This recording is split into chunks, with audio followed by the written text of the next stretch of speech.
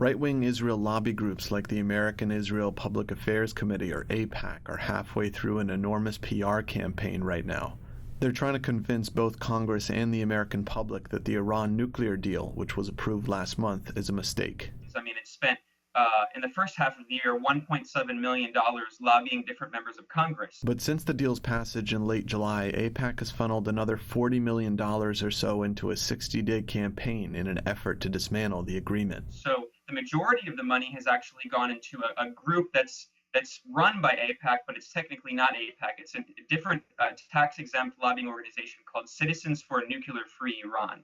And what they've been doing with this is paying for different ads, especially on TV, but ads throughout society.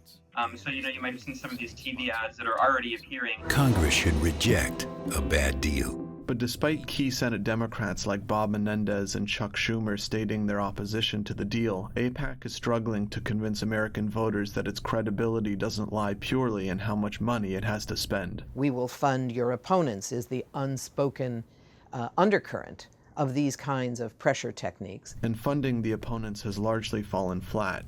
For example, last week, the right-wing group United Against a Nuclear Iran saw its president, a non-proliferation expert at Harvard named Gary Seymour, step down after admitting he couldn't fight a deal that he actually believes in. In response to that, AIPAC and the people putting in the money brought in as the next chair of the board, or president, I don't even know what title it is, but the next leader of this organization, former Senator Joseph Lieberman, who, whatever else he is no nuclear expert. As a result, American voters are increasingly disillusioned with an Israel lobby that speaks the language of money and special interest only. In a recent poll from the Jewish Journal, not only do more Americans support the deal than not, but an even bigger majority of American Jews support the deal. The fact that AIPAC, which claims to represent the interest of U.S. Jews, boy, are they out of touch with the actual opinion of Jews in this country.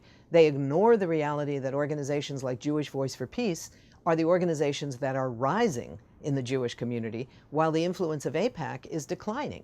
AIPAC has the money in the Jewish community. They represent older, richer, more right-wing Jews. That small class of people doesn't want there to be any kind of reconciliation between the United States and Iran. The biggest issue that the two countries have been dealing with for the last decade or so is Iran's nuclear program, and this agreement really provides two countries the ability to move past this one issue, which was the biggest source of tension in the relationship. There's a real concern in Israel as well as in Saudi Arabia and some other Gulf Arab monarchies that if the United States and Iran improve their relationship, the U.S. will place less value on a strategic alliance with these countries that have played a very important role in U.S. foreign policy for decades. But despite AIPAC's campaign to sway Congress, even Republican leadership in Washington is saying that a bloc deal is looking more and more unlikely.